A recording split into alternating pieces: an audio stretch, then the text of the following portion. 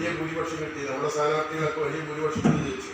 നമ്മുടെ മണ്ഡലത്തിൽ തന്നെ 38 വോട്ടിനും ജയിച്ച സ്ഥലത്ത് നമുക്ക് 26,000 വോട്ടിന്റെ ഭൂരിപക്ഷം കിട്ടി.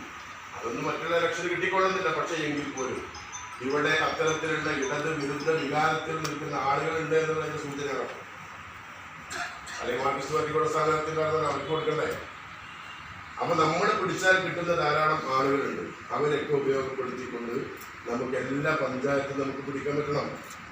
അതിന് പറ്റിയ സ്ത്രീകളുണ്ട്. നമുക്കിവിടെ അടിത്തട്ടിലേക്ക് പ്രവർത്തിക്കാൻ പറ്റുന്ന ആളുകളുണ്ട്. സ്ത്രീകളുടെ കൂട്ടായ്മ സംഘടിപ്പിക്കാൻ പറ്റിയ ആളുകളുണ്ട്. അതേപോലെ തന്നെ തൊഴിലാളി വിഭാഗത്തിനെ കൂട്ടി ചേർക്കാൻ നിങ്ങൾക്ക് പറ്റും. ഇപ്പൊ നമ്മൾ താഴെത്തട്ടിലേക്ക് പോകുമ്പോൾ പഞ്ചായത്ത് തലങ്ങളിലും അതുപോലെ തന്നെ വാർഡ് തലത്തിലേക്കും ഒക്കെ പോകുമ്പോൾ നമ്മുടെ തൊഴിലാളി സംവിധാനത്തിന്റെ ഒരു കെട്ടുറപ്പും അല്ലെങ്കിൽ പ്രവർത്തനവും ഒന്നുകൂടി ഊർജിതപ്പെടുത്തണം. ഇപ്പൊ എല്ലാ സംഗതിയും വാർഡ് തലത്തിൽ നമുക്ക് നടത്താൻ പറ്റിക്കൊള്ളുന്നില്ല. അപ്പൊ വഴിയോര കച്ചവടം വാർഡിൽ കമ്മിറ്റി ഉണ്ടാക്കാൻ നടത്തല്ല.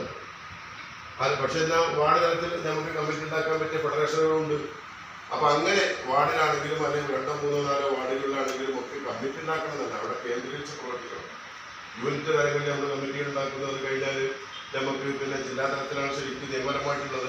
നമ്മുടെ പ്രവർത്തന സൗകര്യത്തിന് വേണ്ടി മണ്ഡലത്തിലും പഞ്ചായത്തിലും ഒക്കെ കമ്മിറ്റി ഉണ്ടാക്കി മുന്നോട്ട് പോയിക്കൊണ്ടിരിക്കുകയാണ്. അപ്പൊ ആ നിരക്ക് നമുക്ക് എല്ലാ ശാഖകളിലും പറ്റാവുന്ന അത്രയും കമ്മിറ്റികൾ ഉണ്ടാക്കി നമ്മൾ സജീവമായി മുന്നോട്ട് പോവുകയാണ്. ഈ ഫെഡറേഷനുകളൊക്കെ കൂടി ശക്തിപ്പെടുത്താൻ പറ്റുന്ന സംവിധാനങ്ങൾ ഉപയോഗപ്പെടുത്തണം. നമ്മളെ കൂടെ കൂടാൻ പറ്റുന്ന ധാരാളം മാനസികാവസ്ഥ ആളുകളുണ്ട്. നമ്മളൊന്ന് ഇറങ്ങിച്ചെന്നിട്ട് അവരോടൊന്ന് പറഞ്ഞാൽ നമ്മളെ കൂടെ പറ്റുന്ന ആളുകളുണ്ട്. അപ്പൊ അങ്ങനെ നമ്മൾ കാണിച്ചു കൊടുക്കാനും നമുക്ക് അവർക്ക് ആനുകൂല്യങ്ങൾ വാങ്ങിച്ചു കൊടുക്കാനും പറ്റിയ നേതാക്കൾ നമ്മളെ മുമ്പിലുണ്ട്. അവർ ചൂണ്ടിക്കാണിച്ചു കൊടുക്കാനുണ്ട്. അപ്പൊ ആ തരത്തിൽ നമുക്ക് ഒന്നുകൂടി സംഘടനാ സംവിധാനം ശക്തിപ്പെടുത്തി മുന്നോട്ട് പോകണം. മുസ്ലിം ലീഗിന്റെ ഒരു വർഷക്കാലത്തെ കർമ്മ പരിപാടി തയ്യാറാക്കുമ്പോൾ അതിനോട് ചേർത്ത് തൊഴിലാളി പ്രസ്ഥാനത്തിന്റെ പ്രവർത്തനങ്ങൾ ആ സമയത്ത് നമുക്ക് എന്തൊക്കെയാണ് നടത്താൻ പറ്റുക എന്നും കൂടി ആലോചിച്ചിട്ട് അതുകൂടി ഒരു കർമ്മ പരിപാടി ആക്കിയിട്ടതിൻ്റെ കൂടെ നമുക്ക് നടത്താം എന്നുള്ള ഉദ്ദേശത്തിലാണ് നമ്മളിങ്ങനെ ഈ പോഷകഘടകങ്ങളെ വിളിച്ചിട്ടുള്ളത്.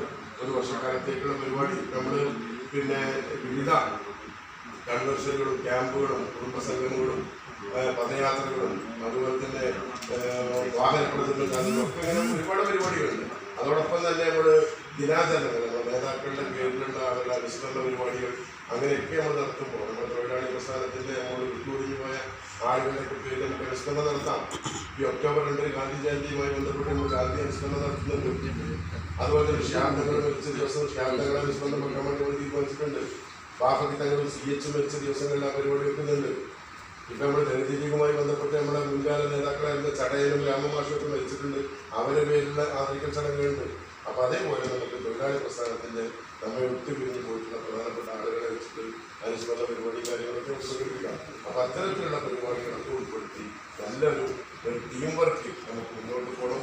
ഇപ്പൊ തന്നെ ഒന്നുകൂടി സജീവമാക്കി മുന്നോട്ട് പോകാൻ ആവശ്യമായ ഒരു പ്രവർത്തന നിലപാട് ഉണ്ടാവണമെന്ന് മാത്രം ആവശ്യപ്പെട്ടുകൊണ്ട് നിൽക്കുന്നു. ഈ പരിപാടി ഔപചാരികമായി ഉദ്ഘാടനം ചെയ്ത നടത്തുന്നതാണ്.